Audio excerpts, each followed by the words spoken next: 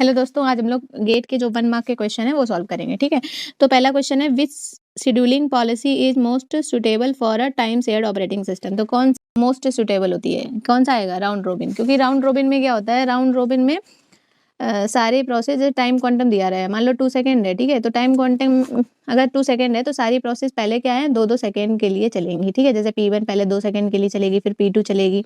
जब सारी प्रोसेस खत्म हो जाएंगी उसके बाद फिर से P1 आएगी। ठीक है, ऐसे तो होता है ना राउंड रोबिन में। और ठीक है, तो सारी प्रोसेस कैसे इसमें एग्जीक्यूट हो रही है, टाइम शेयर्ड। सब लोग टाइम शेयर कर रहे हैं कि पहले भैया 2 सेकेंड हम चलेंगे, उसके बाद तुम चलना, उसके बाद ठीक है। तो क्या है, सब लोग टाइम शेयर कर रहे हैं, पहले 2 सेकेंड ये चलेंगी, बाद में 2 सेकेंड ये चलेंगे। ऐसा नहीं हो रहा है कि जैसे मान लो P1 का अगर बस टाइम जो है 10 सेकेंड है, ठीक है, तो इसमें ऐसा नहीं हो रहा है कि P1 जो है पहले क्या है, पहले जो P1 जो है पहले पूरा 10 सेकेंड चलेगी, P1 जो है 2 सेकेंड चलेगी। ठीक है, तो सब लोग जो है सब लोगों को टाइम दिया गया है कितना कितना, 2 सेकेंड 2 सेकेंड 2 सेकेंड। जब सारी प्रोसेस 2-2 सेकेंड चल लें उसके बाद फिर से जो बच गया है, जिनका अभी मतलब एग्जीक्यूशन कंप्लीट नहीं हुआ, वो दोबारा आ सकते हैं। ठीक है, ऐसा होता है। तो इसका आंसर हो जाएगा बी पार्ट। ठीक है, ठीक है। नेक्स्ट 1 मार्क क्वेश्चन कौन सा है? ठीक है, नेक्स्ट 1 मार्क क्वेश्चन है ये वाला, कौन सा, ये वाला 1.6। ठीक है, बोला गया the process state transition diagram in which, sorry, in figure. ठीक है, ये क्या बोल रहा है, मतलब तो देखो ये लिखा है the process state transition diagram in figure is representative of. ठीक है, क्या ये बैच ऑपरेटिंग सिस्टम का है? नहीं। बैच ऑपरेटिंग सिस्टम में क्या होता है, बैच ऑपरेटिंग सिस्टम ये होता है कि भाई जब पहली बैच ऑपरेटिंग सिस्टम में क्या होता है, जैसे P1 जो है जब, ठीक है, ये क्या ये बैच ऑपरेटिंग सिस्टम का डायग्राम है? नहीं। क्यों नहीं है? क्योंकि देखो बैच ऑपरेटिंग सिस्टम में क्या है, देखो बैच ऑपरेटिंग सिस्टम में ये रहता है कि अगर मान लो अगर कोई भी प्रोसेस है, ठीक है, कोई प्रोसेस है, अगर उसको आईओ परफॉर्म करना है, मतलब इनपुट आउटपुट ऑपरेशन परफॉर्म करना है, तो उतनी देर जो तुम्हारा सीपीयू है ना वो खाली रहेगा। सीपीयू जो है वो तुम्हारा खाली रहेगा। P1 खुद आईओ ऑपरेशन परफॉर्म कर ले, सब कुछ कर ले। P1 जो है पहले अपना आईओ ऑपरेशन सब कुछ परफॉर्म कर ले। जब उसके बाद मतलब P1 जब पूरा एग्जीक्यूट हो जाएगा, ठीक है, उसके बाद क्या है, दूसरी प्रोसेस आ सकती है इसमें। उतनी देर क्या है, P2 जो है, अरे उतनी देर क्या है, सीपीयू खाली रहेगा। ठीक है, तो ऐसा जो है बैच ऑपरेटिंग सिस्टम में होता है। लेकिन ये बैच ऑपरेटिंग सिस्टम का काम नहीं है। ठीक है, क्योंकि अगर इसमें क्या है, ये वाला जो डायग्राम है इसमें क्या है, अगर कोई भी प्रोसेस जो है आईओ ऑपरेशन परफॉर्म करना चाहे, ठीक है, अगर कोई प्रोसेस जो है आईओ ऑपरेशन परफॉर्म करना चाहे तो वो क्या कर सकती है, वो ब्लॉक स्टेट में जा सकती है आईओ ऑपरेशन परफॉर्म करने के लिए।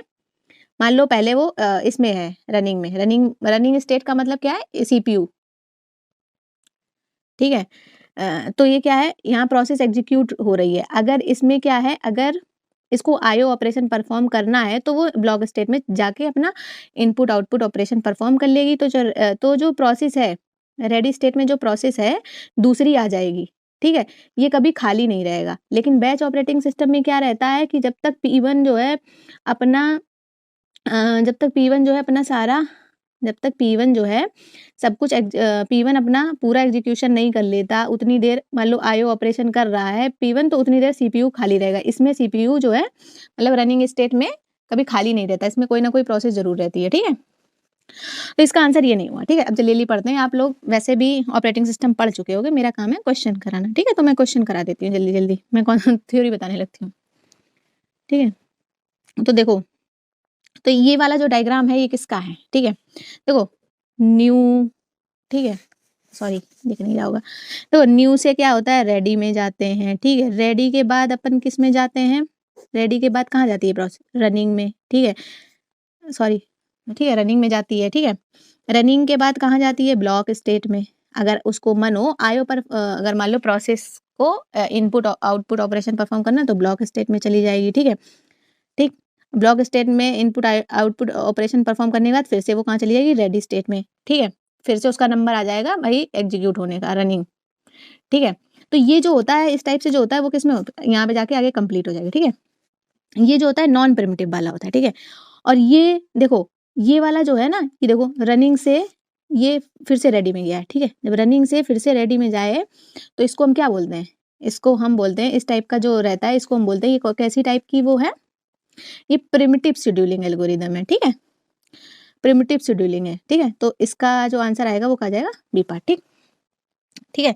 प्रिमिटिव का मतलब क्या होता है, जैसे देखो कोई भी प्रोसेस अगर रनिंग स्टेट में है, ठीक है, अगर उससे ज़्यादा, जैसे मान लो P1 है, ठीक है, अगर उससे ज़्यादा प्रायोरिटी की कोई प्रोसेस आ गई, ठीक है, मान लो P2 है, एक प्रोसेस आई है उसकी प्रायोरिटी जो है P1 से ज़्यादा है, मतलब ऐसी प्रोसेस आई है P2 उसकी वैल्यू ज़्यादा है, वो मतलब P2 की वैल्यू ज़्यादा है, तो ठीक है, P2 की प्रायोरिटी ज़्यादा है, तो P2 पहले एग्जीक्यूट होगा, तो P1 को उतनी देर के लिए क्या करना पड़ेगा, P1 को फिर से रनिंग स्टेट में जाना पड़ेगा, ठीक है, तो क्या हो जाएगा, प्रीएम्पशन हो जाएगा, ठीक है।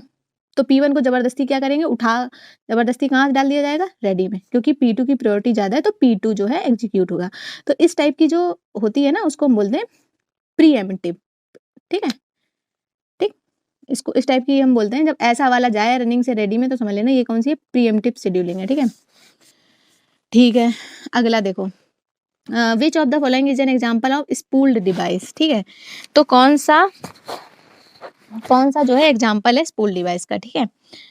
तो इसका जो आंसर आएगा, a line printer use to print the output of a number of job, ठीक है। इसका जो 1.7 का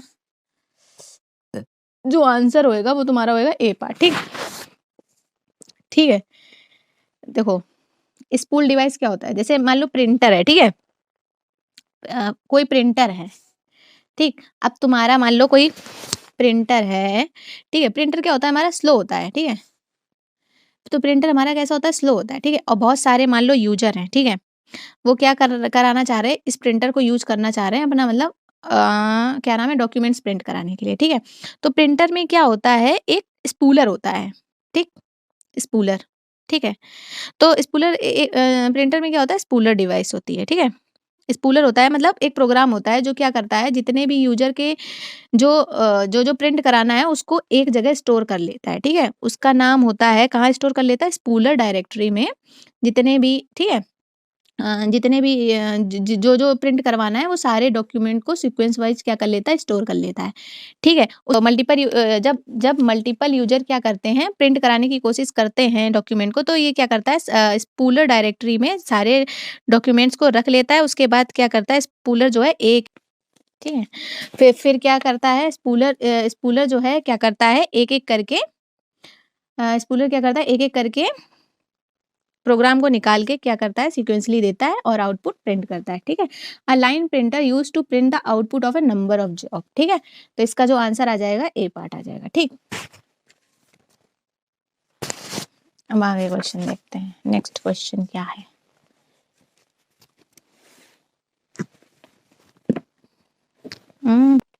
ठीक, तो which of the following is a example of spool device, ठीक है। तो इसका आंसर क्या आएगा, an output device use to print the output of a number of job, ठीक है। स्पूल डिवाइस क्या होता है, एक आउटपुट डिवाइस होता है जिसका यूज किस लिए होता है, use to print the output of a number of a job, ठीक, ठीक है। नेक्स्ट क्वेश्चन है क्या, consider an process sharing the CPU in round robin fashion, कौन सा, राउंड रोबिन, ठीक है। Assuming that each process switch take a second, ठीक है, ठीक है, मतलब स्विच्ड मतलब जो कंटेक्ट स्विचिंग का जो टाइम है वो कितना है, एस सेकेंड है, ठीक है। What must be the quantum size Q, तो पूछा जा रहा है कि क्यू की वैल्यू क्या होगी, ठीक, क्वांटम जो टाइम दिया रहता है ना 1 सेकेंड, तो उसकी वैल्यू क्या होगी, such that the overhead resulting from process switching is minimised but at the same time each process is guaranteed to get its turn at the CPU at least every t second, ठीक है। तो जितनी भी process हैं, ठीक है, उनका दोबारा से नंबर कब आएगा, उनका दोबारा से नंबर आएगा एटलीस्ट एवरी टी सेकेंड, मतलब कम से कम टी सेकेंड बाद दोबारा से वो वाली प्रोसेस जो है एग्जीक्यूट होगी, ठीक है। ये बोला गया है तुम्हारा राउंड रोबिन के बारे में, ठीक है। तो राउंड रोबिन में क्या होता है, जैसे मान लो टाइम क्वांटम दिया गया क्यू, ठीक है, यही निकालना है तुम्हें, ठीक। अब मान लो हमने प्रोसेस ले ली 4, ठीक, तो पहली प्रोसेस चली तुम्हारी, ठीक, P1। तो राउंड रोबिन में क्या रहता है, राउंड रोबिन में ये रहता है जितना टाइम क्वांटम दिया रहता है उतनी देर के लिए तो प्रोसेस चलती है तुम्हारी, चलती है ना, ठीक है, ठीक है। तो ये जो है तुम्हारा P1 कितना है, Q सेकेंड के लिए चलेगा, ठीक है। और इसमें तुम्हारा जो वो है क्या नाम, प्रोसेस स्विच, प्रोसेस स्विच का मतलब होता है कंटेक्स्ट स्विचिंग टाइम, ठीक है। तो ये बीच में क्या रहता है, context switch time. Context switch क्या होता है, ठीक है। आप लोग ऑपरेटिंग सिस्टम पढ़ चुके हैं, इसलिए मैं सिर्फ क्वेश्चन करा रही हूँ, ठीक है।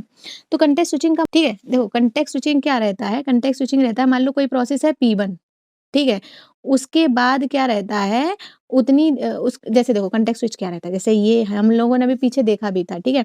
अगर कोई भी प्रोसेस जो है रेडी में है, सॉरी, मान लो कोई प्रोसेस रनिंग में है, ठीक है, फिर जब उसका टाइम खत्म हो गया, ठीक है, टाइम खत्म हो गया या ज़्यादा प्रायोरिटी की प्रोसेस आ गई, तो रनिंग से वो प्रोसेस कहाँ डाली जाएगी, रेडी में, तब दूसरी प्रोसेस यहाँ लाई जाएगी, ठीक, तब दूसरी प्रोसेस आएगी ना रनिंग में।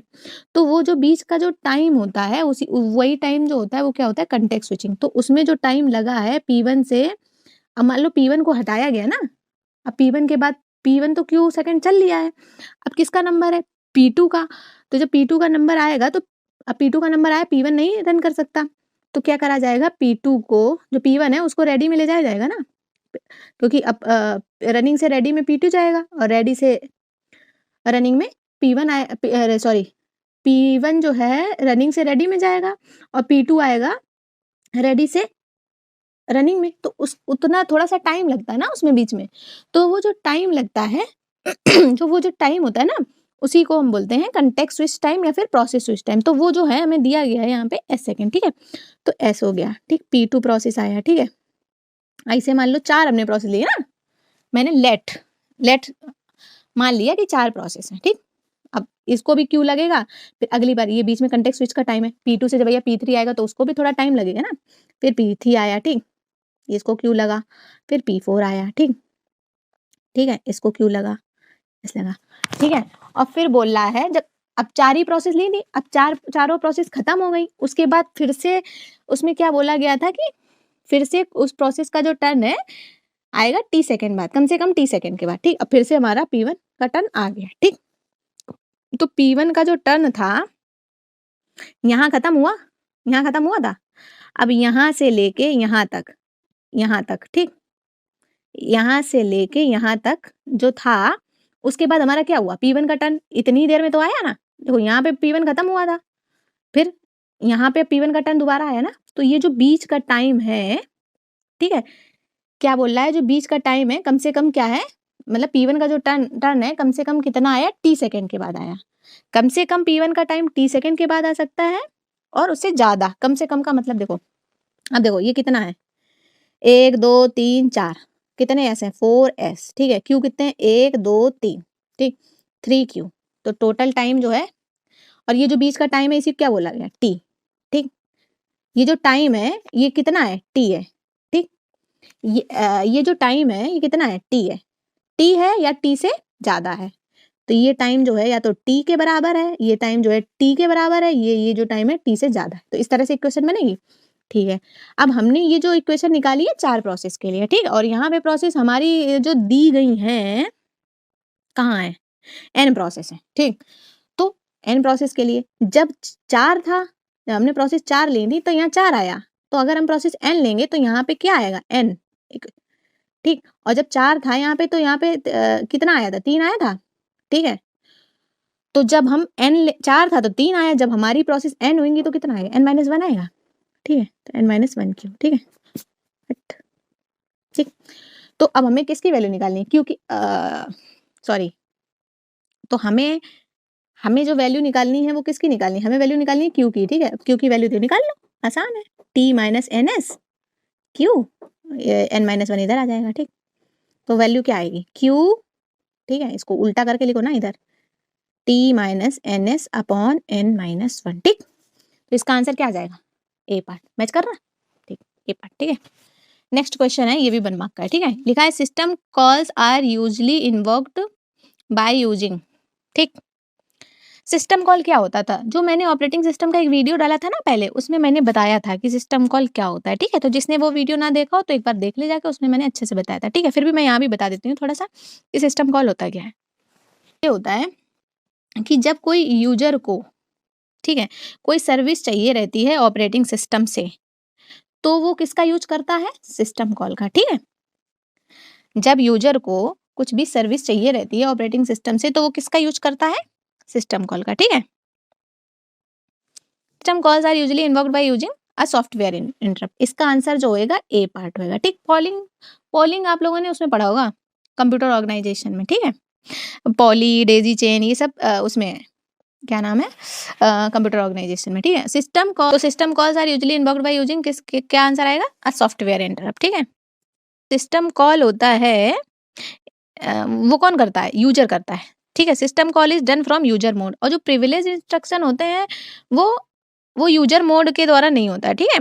तो जो प्रिविलेज इंस्ट्रक्शन होते हैं privilege instruction can not be done from user mode, ठीक है। और जो वो रहता है कि तुम्हारा जो सिस्टम कॉल होता है, system call is done from user mode, ठीक है। तो system calls are usually invoked by using a software interrupt. और ये जो पोलिंग वोलिंग है वो उसमें है, क्या नाम है, कंप्यूटर ऑर्गेनाइजेशन में, ठीक है।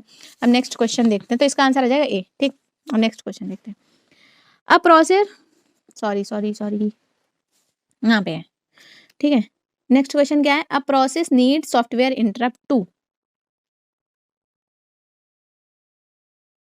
ठीक है। जो सॉफ्टवेयर जो तुम्हारा प्रोसेसर होता है उसको जो है सॉफ्टवेयर इंटरप्ट की नीड क्यों होती है, क्योंकि to obtain system service which needs execution of privilege instruction, ठीक है।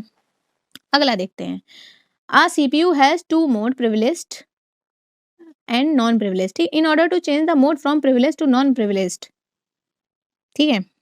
अब इसमें क्या बोल रहा है, जो सीपीयू जो है उसके टू मोड्स होते हैं, ठीक है, हैज टू मोड्स, एक प्रिविलेज्ड होता है, एक नॉन प्रिविलेज्ड होता है। In order to change the mode from privileged to non privileged, ठीक है।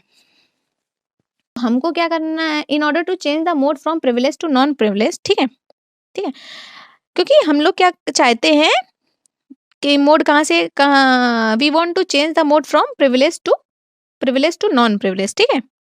तो जो हमारा नेक्स्ट इंस्ट्रक्शन जो होगा, ठीक है, तो हमारा नेक्स्ट इंस्ट्रक्शन होगा वो क्या होना चाहिए, क्योंकि हम लोग नॉन प्रिविलेज हम लोग चाहते हैं in order to change the mode, हम लोग कहाँ से कहाँ चेंज करना है, प्रिविलेज टू नॉन प्रिविलेज। तो जो हमारा नेक्स्ट इंस्ट्रक्शन होगा वो हमारा क्या होना चाहिए, नॉन प्रिविलेज इंस्ट्रक्शन, ठीक है। आंसर हो जाएगा डी, ठीक। ठीक है, अब ये देखो, कंसीडर अ सेट ऑफ, ठीक है, consider a set of n task with known run time ये to be run on uniprocessor machine, which of the following processor scheduling algorithm will result in the maximum throughput, ठीक है। Maximum throughput किस में आता है, देखो maximum throughput का मतलब क्या होता है, थ्रूपुट का मतलब होता है the number of jobs completed in a unit of time, ठीक है। जिसमें सबसे ज्यादा जॉब कंप्लीट हो, ठीक है, पर यूनिट ऑफ टाइम में, तो उसी को हम बोलते हैं the number of jobs completed per unit of time, उसको हम बोलते हैं थ्रूपुट, ठीक है। अब देखो, जो तुम्हारा शॉर्टेज जॉब फर्स्ट है, ठीक, जो तुम्हारा शॉर्टेज जॉब फर्स्ट है, ठीक है, तो उसमें क्या है, इसका आंसर आएगा बी पार्ट। क्यों आएगा ये बताते हैं। जो शॉर्टेज जॉब फर्स्ट है, ठीक है, उसमें क्या रहेगा कि जो तुम्हारी छोटी छोटी वाली प्रोसेस होती है, जैसे मान लो P1 का तुम्हारा 1 सेकेंड है और P2 भी मान लो 2 सेकेंड है, ठीक है। तो ये जो छोटी छोटी वाली प्रोसेस है वो क्या है, जल्दी से खत्म कर देगा, ठीक।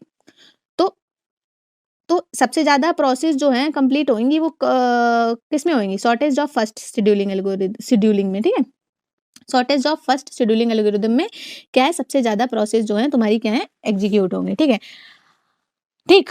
अब तो जो तुम्हारा जो मैक्सिमम थ्रूपुट आएगा वो शॉर्टेज ऑफ फर्स्ट में आएगा। शॉर्टेज ऑफ फर्स्ट का मतलब है ये पहले तुम्हारी जो छोटी छोटी वाली प्रोसेस है वो जल्दी जल्दी खत्म कर देगा, ठीक। तो ज्यादा जो प्रोसेस है वो किस में कंप्लीट हुई है, कम टाइम में सबसे ज्यादा प्रोसेस जो है कंप्लीट हुई है इसमें, शॉर्टेज ऑफ फर्स्ट में, ठीक। तो और होता क्या है, थ्रूपुट का मतलब होता है number of jobs completed in a unit of time. तो इसका आंसर आ जाएगा शॉर्टेज जॉब फर्स्ट। आप लोगों ने पढ़ा भी होगा, ठीक है। अब शॉर्टेज जॉब फर्स्ट के बारे में डिटेल में बताएं सबके बारे में, ठीक है। फर्स्ट कम फर्स्ट सर्व में क्या है, इसमें ज्यादा प्रोसेस तो देखो कंप्लीट नहीं होंगी। अगर मान लो कोई पहली प्रोसेस आ गई 50 सेकंड की, ठीक, तो ये क्या है, फर्स्ट कम फर्स्ट सर्व में, तो जो पहली वाली प्रोसेस है उसी को 50 सेकंड लेके बैठेगा, जब ये खत्म हो जाएगा तब दूसरा आएगा, ठीक, ठीक है। अब वही मान लो 50 सेकंड में जो SJF वाला है वो कितनी प्रोसेस कंप्लीट कर देगा, बहुत सारी कर देगा, P1 1 सेकंड 2 सेकंड ऐसे, तो वो बहुत सारी प्रोसेस कंप्लीट कर देगा। मतलब ये जो है ज्यादा प्रोसेस कंप्लीट कर सकता है, ठीक है। तो ये जो है ज्यादा प्रोसेस कंप्लीट कर देगा 50 सेकंड में, ठीक, क्योंकि इसको क्या है, इसका काम है भैया छोटी छोटी प्रोसेस को जल्दी निपटाओ, ठीक। और जो फर्स्ट कम फर्स्ट सर्व वाला वो पहले मान लो अगर बड़ा वाला आ गया, बड़ा टाइम है जिसका बस टाइम ज़्यादा है पहली प्रोसेस का, तो वो एक ही प्रोसेस 50 सेकंड में कंप्लीट कर पाए। एसजीएफ जो है वो ज़्यादा कर लेगा, ठीक है। वैसे आप लोगों ने राउंड रोबिन और हाईएस्ट ये सब के बारे में पढ़ा ही होगा, ठीक है। हम क्वेश्चन करवाते हैं। फिर है which of the following scheduling algorithm is non preemptive. Non preemptive का मतलब क्या है? नॉन प्रीम्प्टिव का मतलब होता है कि प्रोसेस जो है, मान लो P1 प्रोसेस आई, ठीक, जब वो पूरी कंप्लीट एग्जीक्यूट हो जाए उसके बाद ही दूसरी प्रोसेस का नंबर आएगा, तो उसको हम बोलते हैं नॉन प्रीम्प्टिव। और प्रीम्प्टिव का मतलब क्या होता है? प्रीम्प्टिव शेड्यूलिंग का मतलब क्या होता है कि मान लो P1 है, वो एग्जीक्यूट हो रहा है, ठीक, और मान लो कोई दूसरी प्रोसेस आ गई, ठीक, उसकी प्रायोरिटी जो है क्या है तुम्हारी P1 से ज़्यादा है, ठीक, उसकी जो प्रायोरिटी है वो P2 से ज़्यादा है, ठीक। तो प्रीएम्प्टिव का मतलब क्या है? इसको कहेंगे तुम थोड़ी देर रुको, पहले P2 को एग्जीक्यूट होने दो, ठीक। ऐसा क्या है, राउंड रोबिन में होता है क्या? ऐसा होता है। अब जैसे राउंड रोबिन में क्या है कि मान लो टाइम क्वांटम तुम्हारा 1 सेकंड दिया है, ठीक है। अब 1 सेकंड बाद मान लो P1 1 सेकंड एग्जीक्यूट हो गया, ठीक। 1 सेकंड के बाद P1 को एग्जीक्यूट होने की कोई इजाजत नहीं है। 1 सेकंड के बाद दूसरा ही आएगा एग्जीक्यूट करने, P2 या P3 जो भी आएगा, ठीक। 1 सेकंड बाद दूसरा आएगा एग्जीक्यूट होने, ठीक है। और ये क्या है? ये मान लो P1 का जो एग्जीक्यूशन टाइम था वो 5 सेकंड था, लेकिन बेचारा एग्जीक्यूट कितना हो पाया? 1 सेकंड। 1 सेकंड ही तो एग्जीक्यूट हो पाया। तो ये क्या है? इसको बीच में रोक दिया गया कि तुमने मतलब इसको क्या है, पूरा कंप्लीट नहीं करवाया गया। तो जब बीच में ही जबरदस्ती खींच दिया, जबरदस्ती पकड़ के तुमको उठा के दोबारा से रेडी में ले जाया जाएगा, बस अब अभी तुम्हारा टाइम कंप्लीट हो गया है 1 सेकंड, अब तुम्हारा बाद में नंबर आएगा, अभी दूसरे को एग्जीक्यूट होने दो, ठीक। तो वो क्या होती है? प्रीम्प्टिव टाइप की एल्गोरिदम, ठीक है। और प्रीम्प्टिव वाले में ये जरूर याद रखना, ये जो डायग्राम होता है प्रीम्प्टिव, वो ऐसे वाला बनता है, दोनों तरफ जाता है, ठीक ठीक, ये उठा के इधर आ जाएगा, ठीक है, इस टाइप से। तो नॉन प्रीम्प्टिव क्या होती है? फर्स्ट इन फर्स्ट आउट जो होता है नॉन प्रीम्प्टिव होता है, आप लोगों ने पढ़ा भी होगा, ठीक है। बाकी सब जो है, बाकी सारी एल्गोरिदम जो होती हैं प्रीम्प्टिव है। मल्टी क्यू शेड्यूलिंग एल्गोरिदम में क्या होता है? मल्टी क्यू शेड्यूलिंग एल्गोरिदम में भी ये भी प्रीम्प्टिव है। कैसे है? मल्टी क्यू शेड्यूलिंग एल्गोरिदम में क्या आता है? जिसकी प्रायोरिटी ज्यादा होएगी वो ऊपर आएगा, जिसकी प्रायोरिटी ज्यादा होएगी। कौन सा क्वेश्चन है? ठीक है, ठीक है, रुको पेज चेंज करते हैं। Multi queue scheduling algorithm, multi queue scheduling algorithm में क्या होता है कि जिसकी प्रायोरिटी ज्यादा होएगी, ठीक ठीक है, वो टॉप वाली रेडी क्यू में आएगा। मान लो कोई आ गया, दूसरी प्रोसेस आई, मान लो P5 आ गई जिसकी प्रायोरिटी P1 से ज्यादा है, तो ठीक, तो जो सबसे ऊपर वाली रेडी क्यू होगी ना उसमें P5 जाएगा, तो मतलब P1 नहीं एग्जीक्यूट होगा ना, P5 एग्जीक्यूट होगा, ठीक, P1 बाद में एग्जीक्यूट होगा। तो उसमें भी क्या है, P1 को रोक दिया गया ना, तुमको नहीं एग्जीक्यूट होने दे, मतलब P1 को भी रोक दिया गया ना। मान लो P1 एग्जीक्यूट हो रहा होगा और P5 आ गया ज्यादा प्रायोरिटी वाली, तो फिर वो ऊपर वाली रेडी क्यू में जाएगा, तो वो पहले एग्जीक्यूट होगा। तो ये भी किस कैटेगरी में आएगी? प्रीएम्प्टिव। और हमें चाहिए क्या? नॉन प्रीएम्प्टिव एल्गोरिथम, ठीक, फर्स्ट इन फर्स्ट आउट आ जाए। आप लोग जानते भी होंगे, ठीक है, पढ़े होंगे, हम फालतू में इतना दिमाग लगा रहे हैं, ठीक है। अब नेक्स्ट क्वेश्चन देखते हैं। ये हाँ, 1 मार्क का तो कोई छूट तो नहीं गया ना? नहीं छूटा, ठीक है। अभी वाला करते हैं। Consider the following statement with respect to user level thread and kernel level kernel support thread, ठीक, ठीक है। अभी रुको, तुमको इसको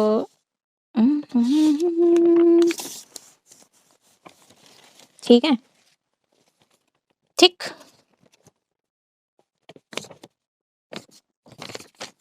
तो देखो ये क्या प्रोसेस है, कंसीडर द, ठीक है, ये तो पढ़ लिया, दोबारा से क्यों पढ़े, ठीक है। अब यूजर लेवल थ्रेड और कर्नल लेवल थ्रेड के बारे में थोड़ा सा बता रहा है, ये पॉइंट याद कर लो, ठीक। जो यूजर लेवल थ्रेड होता है, वो क्या होता है? इम्प्लीमेंटेड बाय यूजर, यूजर के द्वारा इम्प्लीमेंट होता है, या प्रोग्रामर, बात वही है, ठीक है। और कर्नल लेवल थ्रेड को किसके द्वारा इम्प्लीमेंट होता है? ऑपरेटिंग सिस्टम के द्वारा। यूजर लेवल थ्रेड में क्या होता है? Not recognised by operating system. User level thread जो है रिकॉग्नाइज नहीं किया जाता है ऑपरेटिंग सिस्टम के, ठीक है। ऑपरेटिंग सिस्टम जो है view user level thread as a process, ठीक है। ऑपरेटिंग सिस्टम जो होता है यूजर लेवल थ्रेड को एज ए प्रोसेस व्यू देखता है, ठीक है। और ये क्या है? कर्नल लेवल थ्रेड जो है रिकॉग्नाइज्ड बाय ऑपरेटिंग सिस्टम, ठीक है। If one user level thread is performing the blocking system, ठीक है, अगर एक यूजर लेवल थ्रेड जो है ब्लॉक हो गई, ठीक, तो क्या होगा? Call then the entire process will be block, ठीक, तो सारी प्रोसेस जो है, एंटायर प्रोसेस जो है ब्लॉक हो जाएगी, ठीक। लेकिन if one kernel level thread is performing blocking system, ठीक है, if one kernel level thread is performing blocking system, ठीक है, call another thread will be execute in the execution, ठीक है, तो वो कंप्लीटली प्रोसेस ब्लॉक नहीं होगी, ठीक है, वो जो दूसरी थ्रेड है उसको कॉल करके वो एग्जीक्यूट होगी, ठीक है। और जो यूजर लेवल थ्रेड होती है वो कैसी होती है, डिपेंडेंट होती है एक दूसरे पे, और ठीक है, और जो कर्नल लेवल थ्रेड होती है वो डिपेंडेंट नहीं होती, ठीक है, अगर एक ब्लॉक हो गई तो दूसरी भैया एग्जीक्यूट हो गई, ठीक है, ठीक है। और ये क्या है, no hardware support is required, जो यूजर लेवल थ्रेड होता है उसको हार्डवेयर की जरूरत नहीं होती है, ठीक है, और जो तुम्हारा कर्नल लेवल थ्रेड होता है उसको हार्डवेयर की रिक्वायरमेंट होती है, ठीक है, ठीक। हार्डवेयर की रिक्वायरमेंट का मतलब कर्नल लेवल जो थ्रेड्स होती है उनमें ज्यादा मेमोरी इन सबकी जरूरत पड़ती है, ठीक है, तो ये जो तुम्हारे 5 पॉइंट है इनको याद कर लो, ठीक ठीक। अभी इसमें क्या बोला गया है, और ये भी लिखा एक पॉइंट है, user level thread switching is faster than kernel level thread, जो यूजर लेवल थ्रेड स्विचिंग है वो फास्टर होती है कर्नल लेवल स्विचिंग से, ठीक है, ठीक। तो जो इसका जो आंसर आएगा, पूछा कहा गया है, which of the above statements are true, ठीक, context switching is faster with kernel, तो यूजर लेवल थ्रेड स्विचिंग जो होती है वो फास्टर होती है देन कर्नल लेवल, ठीक है, तो ये वाला जो है पहला वाला क्या हो गया, फॉल्स हो गया, ठीक है, क्योंकि यूजर लेवल क्या था, यूजर लेवल थ्रेड स्विचिंग जो होती है वो फास्टर होती है कर्नल लेवल स्विचिंग से, ठीक है। For user level thread a system call can block the entire process, अभी हम लोगों ने पढ़ा था कि जो यूजर लेवल में क्या रहता है कि कहाँ गया ये है, then process the entire process will be block, तो ये वाला क्या है, सही हो गया, ठीक।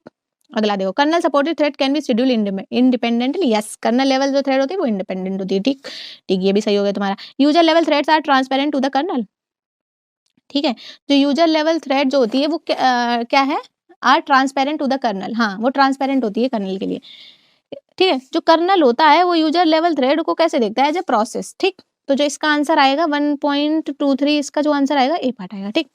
अगला, ठीक, अगला क्वेश्चन है, which one of the following is not shared by the thread of the same process, ठीक है, बोला गया है which one of the following is not shared by the thread of the process, ठीक है, ठीक, जो तुम्हारा थ्रेड होता है, ठीक, ये याद कर लो, ये बहुत इंपॉर्टेंट लगता है मेरे को, पता नहीं, ठीक है, जो थ्रेड होता है वो तुम्हारा क्या करता है, वो स्टैक हो गया, प्रोग्राम काउंटर हो गया, और जो रजिस्टर हो गया, ठीक, इनको क्या करता है, इसको शेयर नहीं करता, ठीक, मतलब जितनी भी थ्रेड्स होती हैं उनका सबका अलग अलग स्टैक होता है, प्रोग्राम काउंटर भी अलग, ठीक, रजिस्टर भी अलग, ठीक, जो थ्रेड्स होता है वो don't share stack, program counter, ठीक, एंड रजिस्टर, ठीक, ये क्या शेयर करता है, ये शेयर करता है जैसे कोड हो गया, डेटा, हीप, ठीक है, एंड फाइल, ओके, तो कहाँ गया भैया, हाँ, तो इसमें क्या बोला गया, विच of the following is not shared by the, answer हो गया क्या, ए पार्ट, ठीक ठीक, तो ए जो थ्रेड होता है वो स्टैक को शेयर नहीं करता, क्योंकि जितनी भी थ्रेड होती है सबके लिए अलग अलग क्या है, स्टैक होती है, ठीक है। अगला क्वेश्चन 1 मार्क ढूंढते हैं,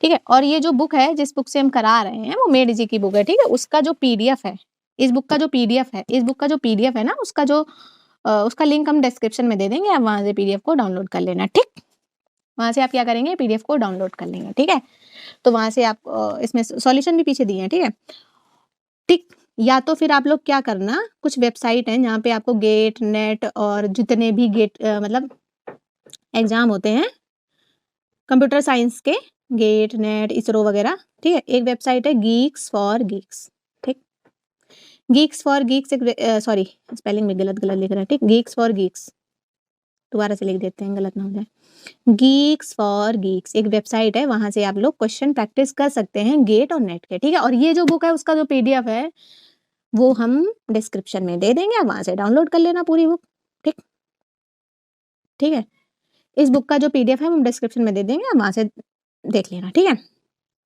और अगर आप लोग चाहें तो अमेजोन से भी खरीद सकते हैं मेड जी की बुक, ठीक है, वैसे ये जो वेबसाइट है इनमें सारे क्वेश्चन मिल जाएंगे, ठीक, एक हो गया तुम्हारा गीक्स फॉर गीक्स, ठीक है, एक हो गया तुम्हारा गेट ओवरफ्लो एक वेबसाइट है, ठीक है, और एक वेबसाइट है तुम्हारी सॉल्यूशन अड्डा करके है, सॉल्यूशन अड्डा, ठीक, अड्डा जो भी है ऐसे डालना, तो वहां पे आपको गेट, नेट, इसरो विसरो जितने भी पेपर होते हैं ना, सारे क्वेश्चन सारे सब्जेक्ट के मिल जाएंगे, ठीक है, ये इन 3 वेबसाइट में, और जो ये गेट की बुक है उसका पीडीएफ तुम डिस्क्रिप्शन में दे ही देंगे, ठीक है। अब क्वेश्चन करते हैं, कहाँ गया consider 3 CPU intensive process which require 10 PM arrived at 0, ठीक है, 3 प्रोसेस दी गई हैं, पढ़ो।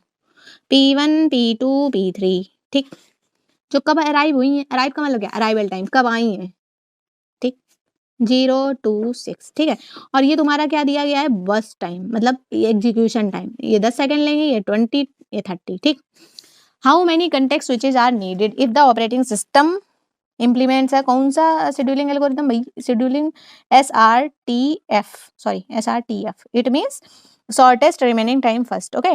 Do not count the context switching at time 0, मतलब शुरुआत का कंटेक्स्ट स्विचिंग नहीं काउंट करना, लास्ट वाला, ठीक है। तो इसमें पूछा गया नंबर ऑफ कंटेक्स्ट स्विच कितने, ठीक, SRTF, ये तो आपको आती ही होगी, ठीक है, ठीक, ये आप लोगों को आता ही होगा कि कैसे करते हैं, ठीक, फिर भी हम करके दिखाते हैं। शॉर्टेस्ट रिमेनिंग टाइम फर्स्ट का मतलब क्या है, हम पहले क्या करेंगे, जो छोटी प्रोसेस है उसको एग्जीक्यूट कराएंगे, ठीक, ठीक है।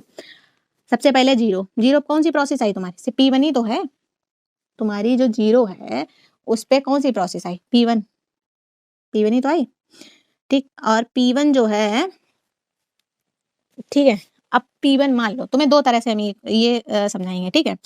जिनकी ज्यादा प्रैक्टिस हो जाती है वो एक ही बार में कर लेते हैं, ठीक, जो नए नए होते हैं उनको थोड़ा टाइम लगता है, ठीक है। तो हम जो करेक्ट मेथड है पहले वो बताते हैं, उसका शॉर्टकट बताते हैं, ठीक है।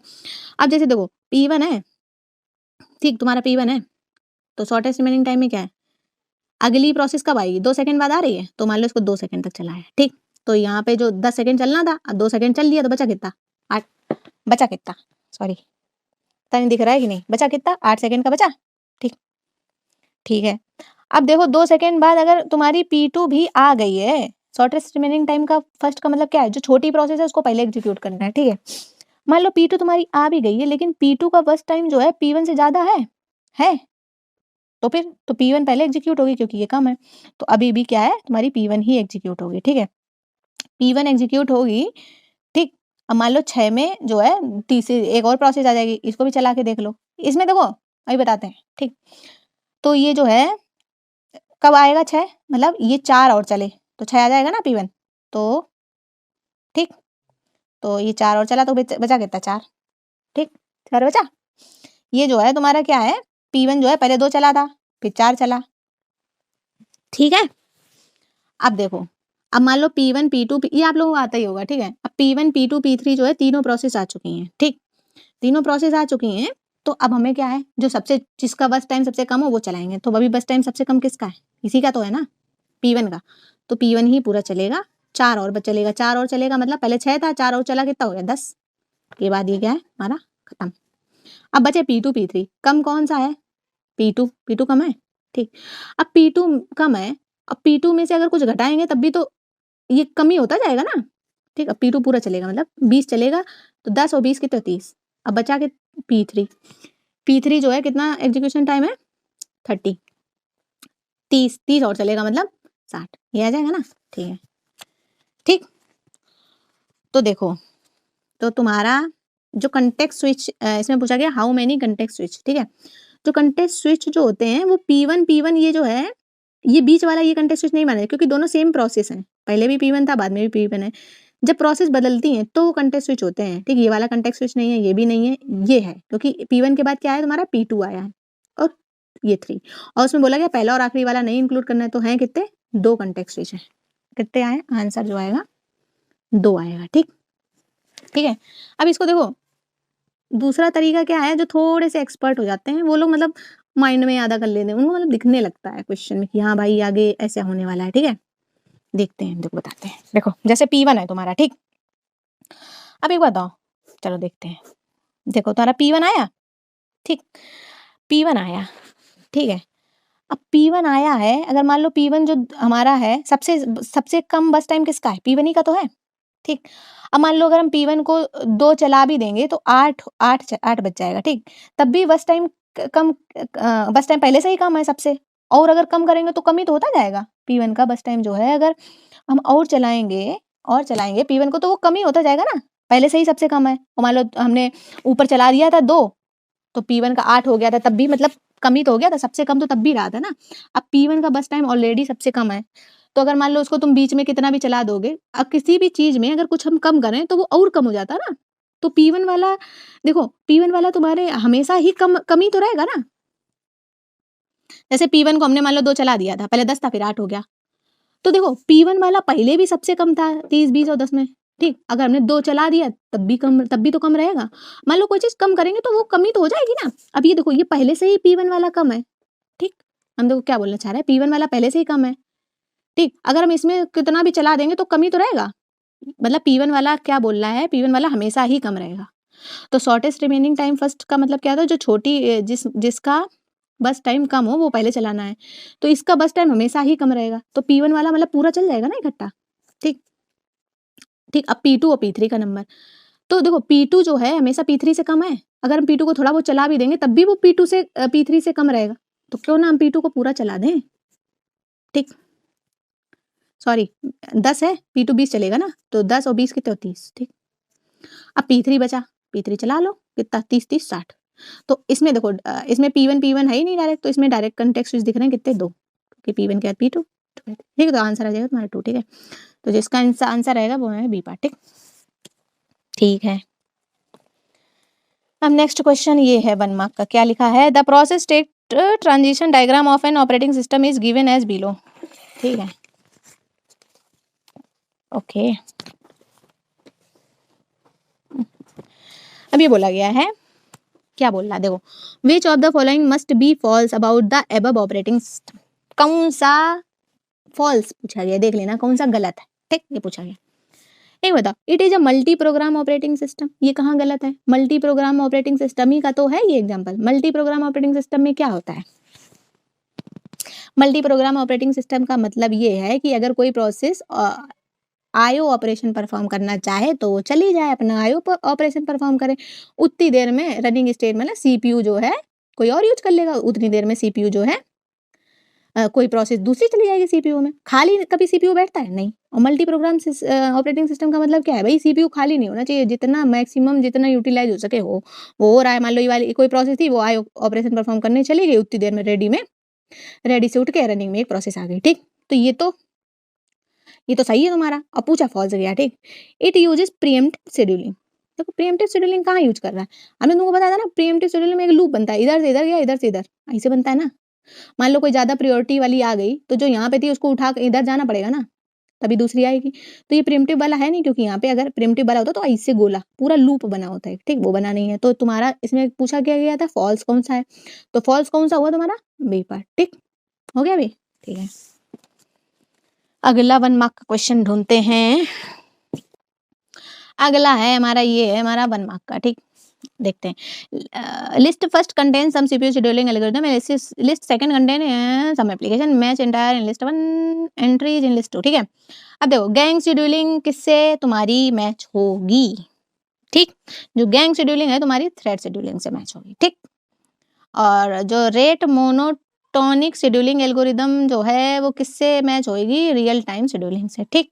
और जो तुम्हारा है फेयर शेयर शेड्यूलिंग जो है तुम्हारा, बचा कौन सा बच गया, जो बचा वही होगा ना, गारंटीड शेड्यूलिंग, ठीक। तो जो इसका आंसर आएगा तुम्हारा 1.35 का ए पार्ट आएगा, ठीक है। ठीक है, जो बाकी के एक नंबर के जो क्वेश्चंस हैं, ठीक है, जो बाकी के 1 नंबर के क्वेश्चंस हैं वो हम नेक्स्ट वीडियो में कराएंगे, ठीक है। नेक्स्ट वीडियो 1-2 घंटे में ही आ जाएगा, इस वीडियो के अपलोड होने के बाद 1-2 घंटे में, या मान लो मैक्सिमम 3 घंटे में जो नेक्स्ट वीडियो है वो आ जाएगा, ठीक है, ठीक।